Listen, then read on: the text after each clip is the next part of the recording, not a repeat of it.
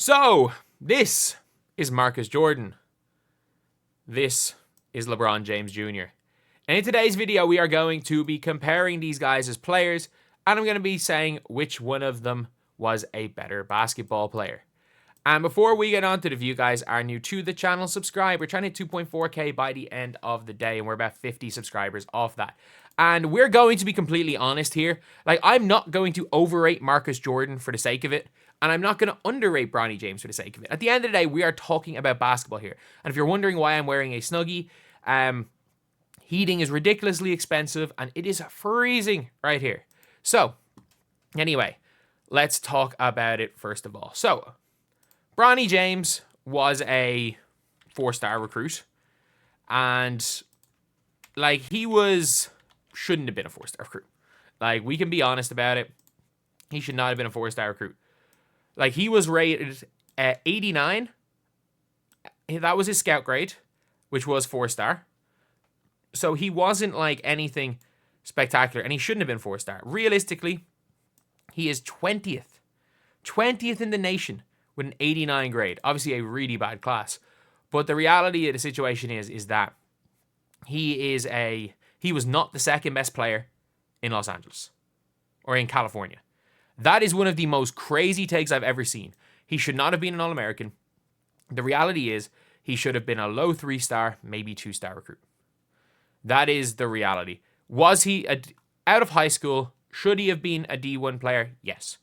Yes, no question about it. But you can see with his offers, he got offered all of these places because he was LeBron James Jr. Like, he doesn't get any of these offers. He's playing mid-major if he's not LeBron James Jr.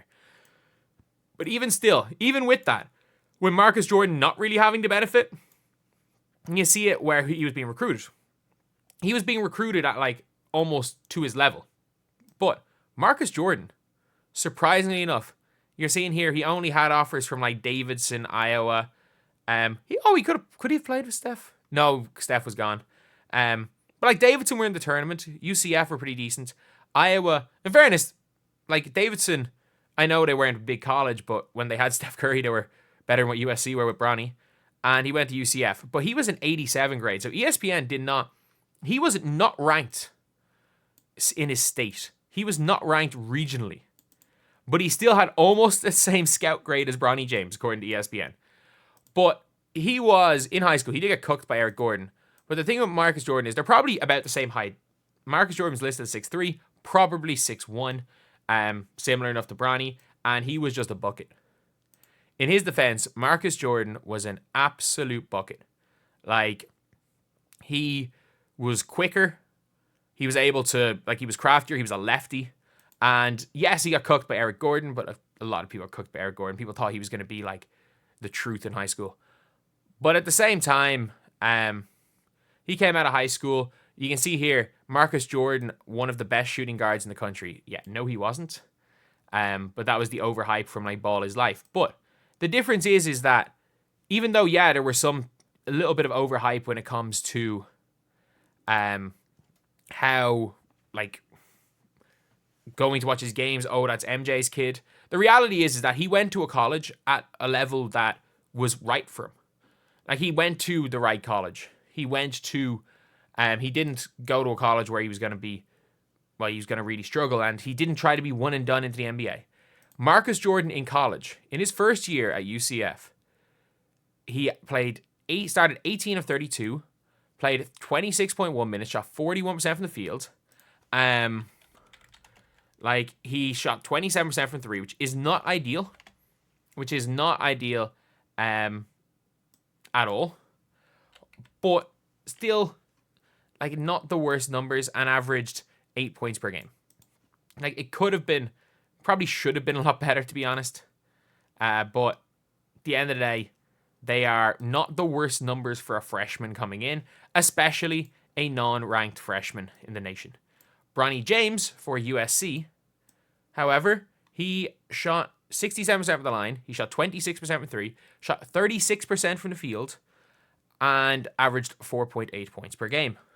And you might be saying, oh, you know, he did come back from the cardiac arrest, and that's fair enough. The problem is, again, 6'4", he was 6'1", but also he didn't get better as the season went on. But when it comes to Marcus Jordan, he came out the next year and averaged 15.2 points per game. He averaged 15.2. And yeah, not the greatest shooting splits, but not the worst shooting splits in the world either. And again, 13.7 points per game, and then didn't even finish out college. Like, a lot of the problems with Marcus Jordan is it was very clear Marcus Jordan had the talent. He did not want it enough. There's only one way you can tell if a person wants it enough.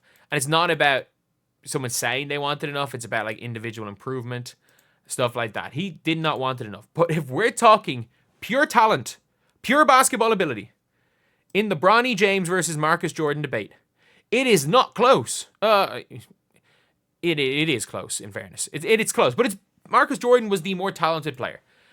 But should Marcus Jordan have been in the NBA? No. Should Marcus Jordan have been in the G League? No. Marcus Jordan, you know what? Maybe G League. Dude averaged 15 points a game as a sophomore for UCF. That's not, it's not NBA good. But Marcus Jordan, if he had his shit together, could have walked into Europe and after averaging 15 a game at a good D1 school and gone top league Serbia, second tier Spain as an import, maybe Pro A. Maybe top league in France. That is, maybe not Pro A. Pro B, second tier in France. He could have easily, 15 a game as a D1 player. If they made a tournament run, you might have saw him in the summer league. Something like that. He was a borderline G League level player coming out of college.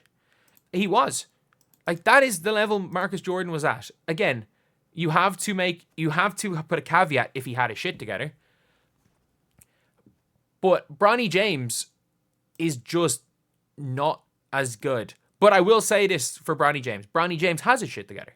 So if you're telling me that Bronny James, there is a scenario where Bronny James works on his game and by the end of his career, he ends up being a better player than Marcus Jordan. I think to do that, he would have to just say, screw the NBA. I'm never going to be good enough for this league.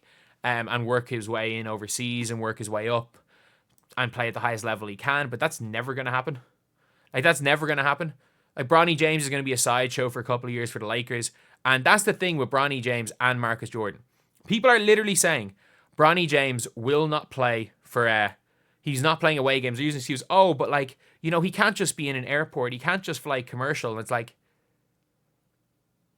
dude, you're going to have... if he was going to ever make it in basketball, that's what he would have to be doing anyway. He would have to be flying to certain countries. You're not, if you're getting paid 60 grand a year, which is all Bronny James is realistically worth as a player, you're not going to have private jets everywhere. And that's where the issue is. It's what happened with Marcus Jordan. Marcus Jordan could have had a really good pro basketball career. Michael Jordan, even though he owned the Bobcats, knew Marcus Jordan was not good enough for the NBA. And he didn't try to force it. If Marcus Jordan played in the NBA out of UCF, he would have looked almost exactly like Bronny James. Probably would have had more ability to score. Wouldn't have looked as poor on that end, but he would have been the worst defender in the league. Whereas in fairness to Bronny sucks on defense at the NBA level. He's not the worst defender in the league. Whereas Marcus Jordan would have been. But at least Michael Jordan realized he was not good enough and never drafted him for the freaking team he owned. He owned the team and didn't draft him. But you saw after that, he opened his own shoe store. He's just gone off the rails. He's gone completely off the rails. And that's not great to see. And because he went completely off the rails, people are talking about Michael Jordan's kids being oh, they were failures. He couldn't make his kids good at basketball. When the reality of the situation is, Michael Jordan his kid is probably better at basketball than LeBron James' kid. And Bryce James, forget about Bryce James. Bryce James is not good. Bryce James averaged 3 points per game in freaking... I've never heard of anyone in AAU average 3 points a game, but Bryce James did somehow. But at the same time, with Bronny, the reality of the situation is Bronny's never going to be an NBA player. He's probably never going to even be a G League level player. And because he's a huge celebrity, he is a multi-millionaire. He's not going to go overseas and play in leagues where you're going to sometimes go to away games in the back of a teammate's car. A teammate might drive to a game. And some players might drive and players will sit in the back getting lifts from teammates. Like, that is the level of league that Bronny James will be playing in. He's never going to do that. Bronny James will not be playing basketball. Well, highly unlikely will he be playing basketball once this Lakers contract's done. I don't think he's playing ball. And the one big difference is I don't see Bronny James seems like a really good kid. I don't see him going completely off the rails like Marcus Jordan did. Like, man was scamming with backdooring shoes. Like, Bronny James isn't going to be doing that crap. But at the same time, when we're talking purely basketball, who was the better player out of college? Marcus Jordan or Bronny James? The answer is Marcus Jordan by quite a lot. Who has the better chance of being an NBA player?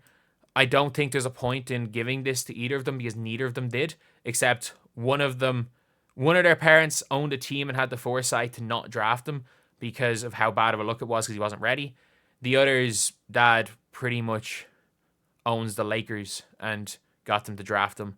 And yeah, if you're asking me, fate of the universe on the line, one game, margin of depth being point on the earth, one game to save humanity for an entirety of a game, and you're asking me who I would take to play on my team at the 2 guard, Bronny James or prime Marcus Jordan, I'm answering prime Marcus Jordan.